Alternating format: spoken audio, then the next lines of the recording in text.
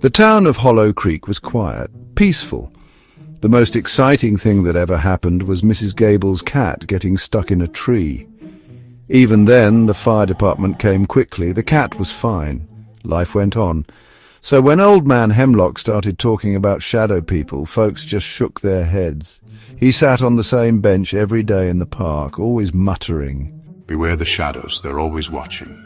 Hemlock wasn't always this way. He used to run the local bookshop. It was a magical place, filled with stories. But then his wife passed away. The shop closed. He became a recluse. Now his wild eyes darted around. His words tumbled out one after another. "Beware the shadows, they're always watching." "Shadow people?" Mrs. Gable scoffed one afternoon, picking up her thankfully safe cat from its perch on the windowsill. What will that man come up with next? People whispered about Old Man Hemlock. They called him crazy. Said he'd read too many fairy tales. But the children, they listened.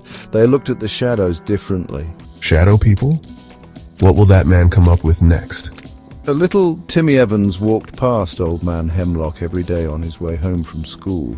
He'd see the way the old man's shadow stretched out, long and thin.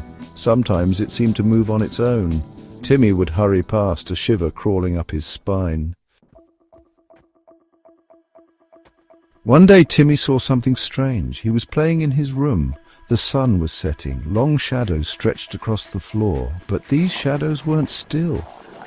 They twisted and turned. It was as if something was moving within them. He saw a shape, humanoid but elongated, like a stretched-out reflection. It flickered in his peripheral vision. Mom, I saw something in the shadows. It was moving.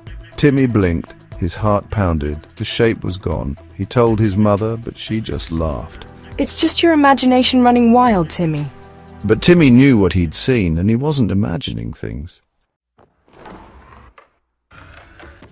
The next day at school, Timmy wasn't the only one talking about strange occurrences. Things were being moved. Doors creaked open when no one was there. Whispers followed children down the halls. At first, it was easy to dismiss. A gust of wind, an old building settling, but the disturbances grew more frequent, more unsettling. Did you hear that? The door just opened by itself. One evening, as the sun dipped below the horizon, Old Man Hemlock sat alone on his bench. The shadows around him danced, and for the first time he wasn't whispering. He was laughing, a chilling, hollow sound.